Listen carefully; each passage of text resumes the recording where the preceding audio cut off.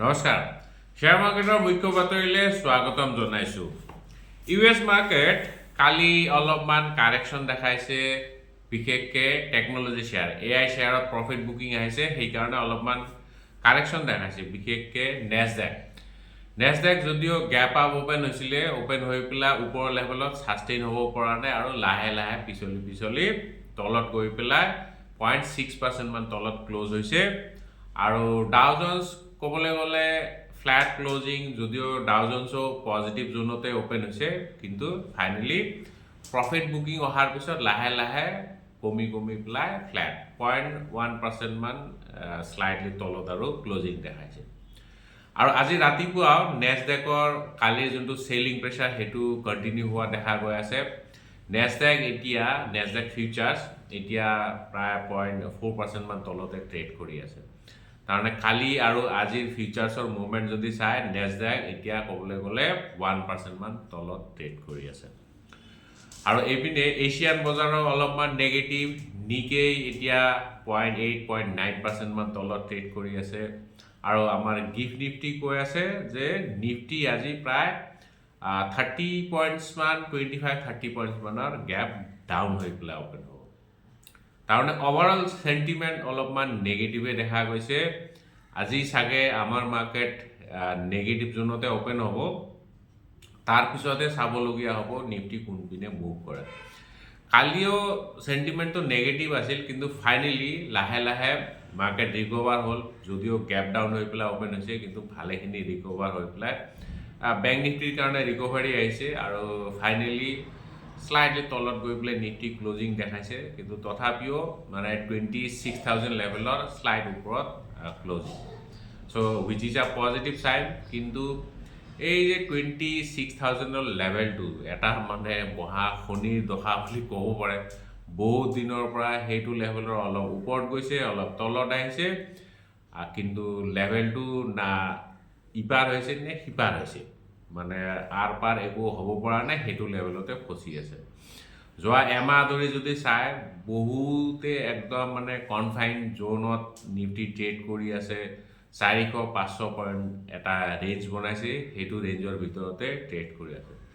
অলপমান আমনিদায়ক হৈছে ট্ৰেডাৰ্ছবিলাকৰ কাৰণে, বিশেষকৈ অপশ্যন যোনে চেল কৰি আছে তেওঁলোকৰ বাবেতো একো প্ৰব্লেম নাই, তেওঁলোকে বিৰাট ধুনীয়া প্ৰিমিয়াম ডিকেৰ বেনিফিটটো উঠাই আছে।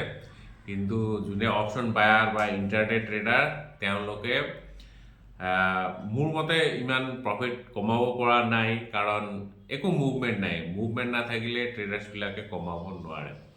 চ' আপোনালোকে যদি ট্ৰেড কৰি আছে, কমেণ্ট কৰি পেলাই জনাব পাৰে আপোনালোকৰ কেনেকুৱা এতিয়া পৰিস্থিতি হৈ আছে। কিন্তু মোৰ লাগিছে তেনেকুৱা হৈ আছে, অপশ্যন চেলাৰৰ বাহিৰে কোনেও মাৰ্কেটৰ পৰা পইচা আৰ্ণ কৰিব পৰা নাই। আচ্ছা, যিয়ে নহওক এতিয়া অলপমান ডেটা চাব লাগিব। ডেটা এগেইন নেগেটিভে এজ ইউজুৱেল, না পজিটিভ না নেগেটিভ মানে কি ক'ম আৰু, নেগেটিভ বুলিয়ে ক'ব লাগিব, শ্লাইডলি নেগেটিভ। কাৰণ FII এতিয়াও চেলে কৰি আছে, তেওঁলোক বাই কৰাৰ মুড এতিয়ালৈকে বনোৱা নাই, সেইকাৰণে সেইটো নেগেটিভ বুলিয়ে ক'ব লাগিব। কালি FII 1,468 ক্ৰ'ৰ্ছৰ ষ্টক তেওঁলোকে চেল কৰিছে, কিন্তু DI এগেইন বাইং মুডতে আছে। তেওঁলোকে 1,792 ক্ৰ'ৰ্ছৰ ষ্টক বাই কৰিছে। চ' FII বহুত দিনৰ পৰা চেল কৰি আছে, আৰু তাৰ মুঠতে মেইন কাৰণ মোৰ লাগিছে দুটা হয়। এক নম্বৰটো US-ৰ টেৰিফ, আৰু দ্বিতীয় ৰিজনটো হৈছে ৰুপি ডেপ্ৰিচিয়েশ্যন। আমাৰ ইণ্ডিয়ান ৰুপি ডলাৰৰ এগেইনষ্টত এতিয়া প্ৰায় 91 লেভেল চুইছে গৈ। এইটো এটা এলাৰ্মিং লেভেলে হয় ক'বলৈ গ'লে।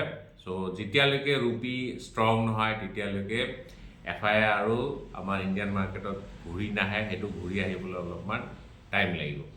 কাৰণ তেওঁলোকে যদিও ইণ্ডিয়ান মাৰ্কেটৰ পৰা প্ৰফিট আয় কৰিব পাৰে, ইকুইটি মাৰ্কেটত ধৰি লওক পইচা লগাই পেলাই ভাল পইচা আৰ্ণ কৰিলে, কিন্তু এইপিনে যেতিয়া ডলাৰলৈ কনভাৰ্ট কৰিব, সেইখিনি আয় আকৌ গুচি যাব। সেইটো কাৰণে তেওঁলোকে ইণ্ডিয়ান মাৰ্কেটৰ পৰা অলপমান ফালৰি কাটিছে, অলপমান আঁতৰি যাব বিচাৰিছে। চ' লেটছ চি কি হয়। আৰু দুই এটা পজিটিভ নিউজো আছে। আচ্ছা, এইপিনে কিন্তু ডলাৰ ইণ্ডেক্স যদি চাই, ডলাৰ ইণ্ডেক্স আকৌ 98 লেভেলৰ তলত আহিছে। সো ডলাৰ ইণ্ডেক্স এইটোৱে বুজায় যে আমেৰিকান ডলাৰ কিমান ষ্ট্ৰং হৈ আছে। সো যিমানে ইয়াৰ ভেলু কমিব সিমানে দুৰ্বল হোৱাটো বুজাব।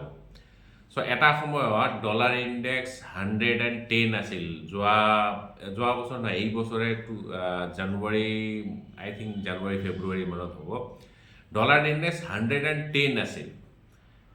কিন্তু এতিয়া 110ৰ পৰা 98 লৈকে আহি গৈছে। তাৰমানে 10-11% ডলাৰ ইণ্ডেক্স কাৰেকশ্যন দেখাইছে, তথাপিও কিন্তু আমাৰ ৰুপি উইক হৈ আছে।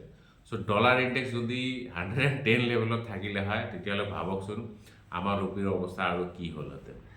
তো যিয়ে নহওক, ডলাৰ ইণ্ডেক্স অলপমান তলত আছে, সেইটো আমাৰ কাৰণে পজিটিভ হয়। সেইটো মানে ৰুপি ফাৰ্দাৰ ডেপ্ৰিচিয়েট, মানে ৰুপি ডেপ্ৰিচিয়েশ্যনৰ যোনটো ৰেট, মানে এক্সেলাৰেশ্যন, সেইটো অলপমান শ্ল' হৈছে। আদাৰৱাইজটো বহুত মানে কি ক'ম, স্পীডত তললৈ নামিলে হয় ৰুপি ভেলু।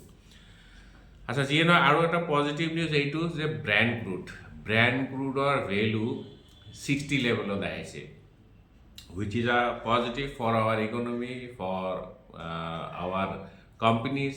আমাৰ ইকনমিৰ কাৰণে ভাল এইটো কাৰণে, কাৰণ ইণ্ডিয়া ৱৰ্ল্ডৰ ভিতৰত চবতছে নাম্বাৰ 1 ক্ৰুড অইল ইম্পৰ্টাৰ হয়। গতিকে ইয়াৰ ভেলু যিমানে কম হ'ব সিমানে ভাল। আৰু ইয়াৰ ৰিলেটেড ষ্টকবিলাকো বা ইয়াৰ ৰিলেটেড কোম্পানীবিলাকো চাব লাগিব।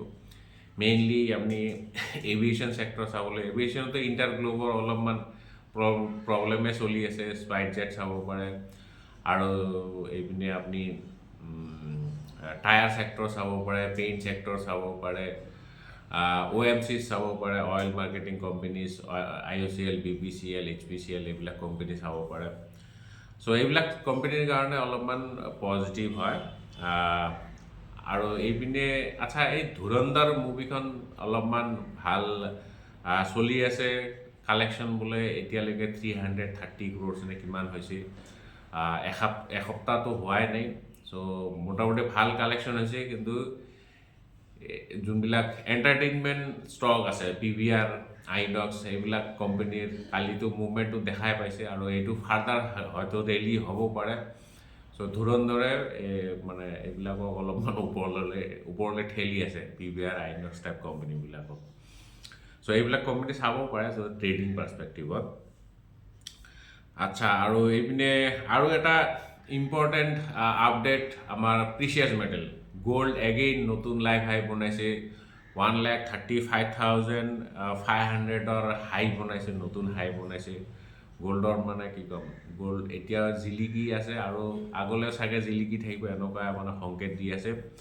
চিলভাৰ পৰহি লাইভ হাই, নতুন হাই বনাইছে, 2 লাখ অতিক্ৰম কৰিছে, 2,01,615ৰ হাই বনাইছে। কালি যদিও গেপ ডাউন অ'পেন হৈছে, ভালেখিনি ৰিকভাৰ হৈছে, 3-4% মান ৰিকভাৰ হৈ পেলাই প্ৰায় 2 লাখৰ ওচৰতে ক্লজিং দেখাইছে। আৰু চ' চমকিলা মেটেল, চমকিলা হৈ আছে, মানে গ্লিটাৰ কৰি আছে। সেইটো ৰেলি ফাৰ্দাৰ কণ্টিনিউ হোৱাৰ চান্স আছে। আচ্ছা, যিয়ে নহয়, এতিয়া অলপমান ষ্টক স্পেচিফিক নিউজ চাওঁ। SBI চাব লাগিব। SBI জাৰ্মানৰ KfW বেংকৰ, এইটো এটা জাৰ্মানৰ মানে চেণ্ট্ৰেল নহয়, মানে গভৰ্ণমেণ্ট ওন বেংক হয় KfW। চ' তেওঁলোকৰ লগত ক্ৰেডিট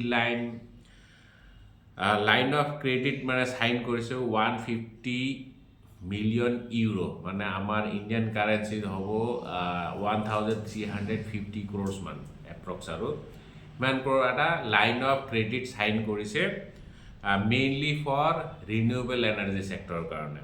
তাৰমানে লাইন অফ ক্ৰেডিট মানে এটা এক ধৰণৰ হেৰি, আৰু কি কয়, এগ্ৰিমেণ্ট, য'ত যেতিয়া যিমান পইচা বিচাৰে সিমান পইচা তেওঁলোকে লোন হিচাপে ল'ব পাৰে, বড় কৰিব পাৰে। কিন্তু মেক্সিমাম লিমিটটো হ'ল 150 মিলিয়ন ইউৰো। চ' এইটো এটা ভাল খবৰ, আমাৰ ৰিনিউৱেবল এনাৰ্জি ছেক্টৰৰ কাৰণে ভাল খবৰ, প্লাছ SBIৰ কাৰণে ভাল খবৰ। নিউজ এণ্ড ছফ্টৱেৰ, তেওঁলোকে এটা কণ্ট্ৰেক্ট ৰিচিভ কৰিছে, বেছি ডাঙৰ কণ্ট্ৰেক্ট নহয় বাৰু, 56 crores কণ্ট্ৰেক্ট এটা ৰিচিভ কৰিছে। আৰু এইটো ইণ্ডিয়া আৰু এব্ৰড দুই জেগাতে ৰিচিভ কৰিছে। যদি এব্ৰড চাই মেইনলি চৌদি আৰবিয়াত এটা কণ্ট্ৰেক্ট ৰিচিভ কৰিছে, তাৰ ভেলুৱেশ্যন প্ৰায় 37 crores মান। আৰু এইটো তেওঁলোকে মেইনলি এটা বেংকিং ছফ্টৱেৰ ডেভেলপ কৰিব, লোন অৰিজিনেটিং ছিষ্টেম এটা ডেভেলপ কৰিবলৈ গৈ আছে বেংকিং ছেক্টৰৰ কাৰণে। চ' নিউজ এণ্ড ছফ্টৱেৰৰ ফ'কাছত থাকিব। দেন আয়ন এক্সচেঞ্জ এটা মোটামুটি ডাঙৰ অৰ্ডাৰ ৰিচিভ কৰিছে, 205 crores এটা অৰ্ডাৰ ৰিচিভ কৰিছে ৰেজন এনাৰ্জি আৰু আইনক্স ছ'লাৰৰ পৰা। মেইনলি তাতে তেওঁলোকে ছাপ্লাই আৰু আল্ট্ৰা পিয়'ৰ মানে আল্ট্ৰা ফিল্টাৰ ছাপ্লাই কৰিব আৰু লগতে আল্ট্ৰা পিয়'ৰ ৱাটাৰ ছাপ্লাই কৰিব, লগতে ৱেষ্ট ৱাটাৰ ট্ৰিটমেণ্টো কৰিব। আৰু এইটো mainly for solar ultra pure water solar manufacturing প্ৰজেক্টত ইউজ হয়। ডেলিভাৰী এতিয়া কুইক কমাৰ্চ যেনেকৈ আমাৰ ইয়াত এতিয়া আমাৰ এই গুৱাহাটীত ব্লিংকিট আহি গৈছে, ব্লিংকিট আৰু ইনষ্টামাৰ্টো আহি গৈছে। চ' এইটো ফিল্ডত এতিয়া ডেলিভাৰী ছাৰ্ভিচো ডেলিভাৰী ইন দ্য চেন্স মানে কোৰিয়াৰ ছাৰ্ভিচো লাগি গৈছে, সেইটো ৰেচত সোমাই গৈছে। ডেলিভাৰীয়ে এটা এই কুইক কমাৰ্চৰ জেগাত এতিয়া কুইক পিকআপ তেওঁলোকে ফেচিলিটি লঞ্চ কৰিছে, দুখন চিটিত লঞ্চ কৰিছে, মুম্বাই আৰু হায়দৰাবাদ। অতি সোনকালে তেওঁলোকে 5খন চিটিলৈ কৰিব, এইটো এক্সপাণ্ড কৰিব, দিল্লী, NCR, দেন আহমেদাবাদ আৰু ক'ত বেংগালুৰু। এই 5খনমান চিটিত তেওঁলোকে মানে কুইক পিকআপ ছাৰ্ভিচ লঞ্চ কৰিবলৈ গৈছে। মানে এপৰ জৰিয়তে যোনে অৰ্ডাৰ প্লেচ কৰিব, মানে কি কয় এইটো কোৰিয়াৰ বুক কৰিব, উইদিন 15 minutes তেওঁলোকে পিক আপ কৰিব। চ' গতিকে ডেলিভাৰী এটা মানে ইন'ভেটিভ ষ্টেপ লৈছে, যোনটো আজিকালিৰ দিনত বহুত প্ৰয়োজন হৈ আছে। অৰবিন্দ স্মাৰ্ট স্পেচ এইটো এটা ৰিয়েলিটি ষ্টক হয়, গমেই পায়।